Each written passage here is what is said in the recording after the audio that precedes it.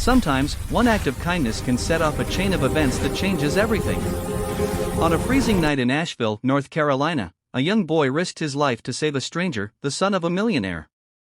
But what waited at his door the next morning would leave him and the entire town forever changed. The cold bit through Micah Boone's thin jacket as he trudged down the icy backstreets of Asheville. The bundle of sticks in his arms felt heavier with every step, but he pushed forward. His small wooden shack waited on the far edge of the neighborhood, where he lived with his mother, Ruth, a hotel janitor who worked double shifts just to keep the lights on. His breath rose in faint clouds as the moonlight painted eerie shadows across the broken windows of abandoned factories. Every gust of wind carried a whisper of hunger and hardship, a sound Micah knew too well. But tonight, as he passed a collapsed warehouse, another sound cut through the silence. A cry. Weak. Desperate. Human. Micah froze.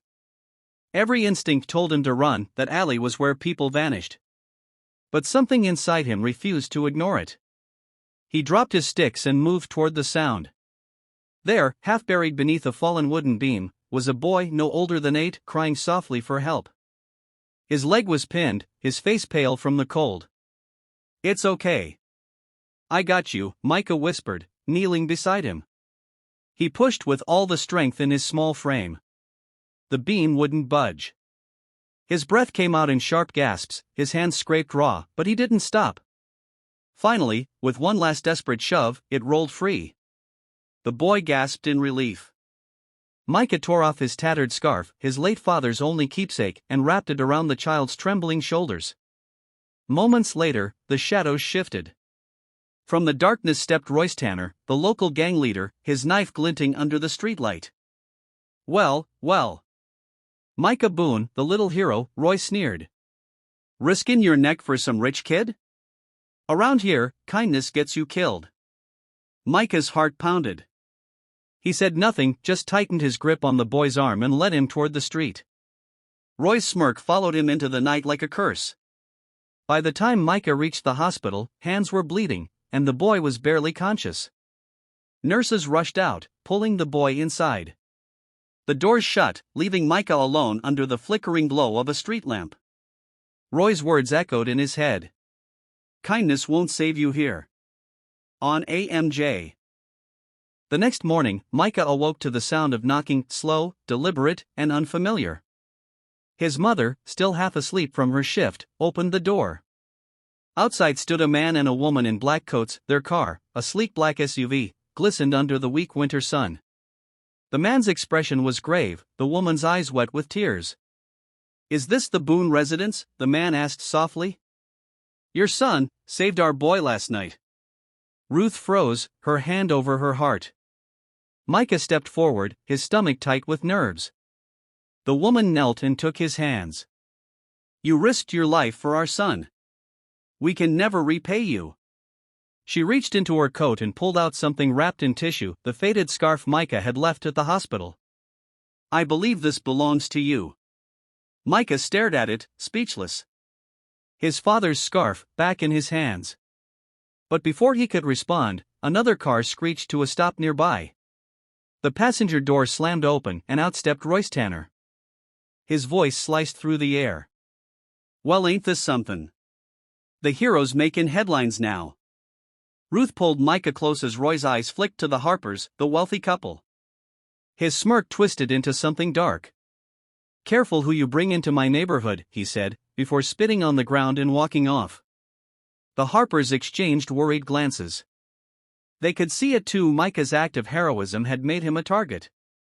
Before leaving, Mr. Harper pressed an envelope into Ruth's hands. "For you and your son. And, please, let us help you both." Inside was enough money to change their lives, but Ruth refused. "We don't take charity," she said firmly. "My boy didn't do it for money." The Harpers left quietly, but not before the woman whispered to Micah. "Bravery like yours doesn't go unnoticed." That night, Micah lay awake, staring at the compass Mrs. Harper had slipped into his pocket before leaving, a small brass heirloom engraved with the words, "True courage knows no bounds." Over the next week, tension rippled through the neighborhood. Roy's gang marked walls with spray-painted warnings, "Know your place." Whispers followed Micah everywhere. Kids stopped talking to him. Neighbors avoided his eyes. But then, something unexpected happened. The Harpers returned. Not with money, but with a plan. They wanted to rebuild the community center, hire locals, bring light back to a place swallowed by darkness. And they wanted Micah to help lead it. At first, he refused. "If I stand up, Roy will come after everyone," he said, his voice trembling. But his mother touched his shoulder. "Your father once stood up, too," she said softly. "That symbol on your scarf, it was the mark of the volunteer corps he helped form after the factory fire. He believed every life was worth saving, no matter how small." Micah looked down at the compass in his hand, the engraved words glowing faintly in the candlelight. That night, he made his choice. He helped the Harpers gather volunteers, repaint walls, clear rubble. Ellie Harper, the millionaire's grandmother and once a civil rights activist, became his greatest ally. Her words echoed through his mind.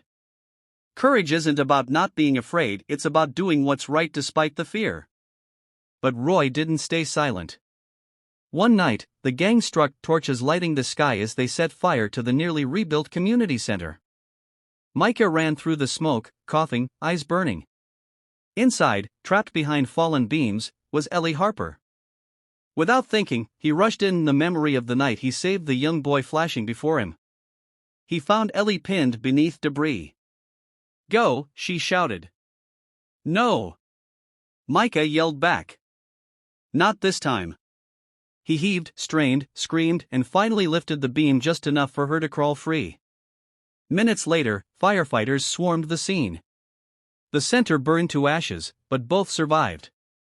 The story hit every news station that night. Young boy saves community elder during gang arson attack. Roy Tanner disappeared. His power shattered. The neighborhood began to rise.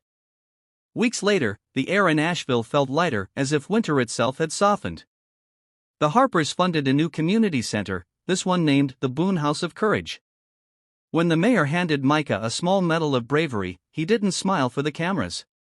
He looked out at his mother, the Harpers, and the crowd of kids from the block, kids who'd once walked with heads down, now standing tall. After the ceremony, Mrs. Harper placed a hand on his shoulder. "You changed more than one life that night, Micah," she said. He looked down at the compass, now shining in the sunlight. "Maybe," he replied quietly, but it all started with a voice crying for help. As the crowd applauded, Micah turned toward the rebuilt center. Painted above its doors in gold letters were the same words engraved on his compass. "True courage knows no bounds." 19 minutes and 59 seconds. He was just a boy from the wrong side of town, but his choice to care, when no one else would, set off a chain reaction of hope that changed everything. Because sometimes, it takes one small act of courage to remind the world kindness is still alive.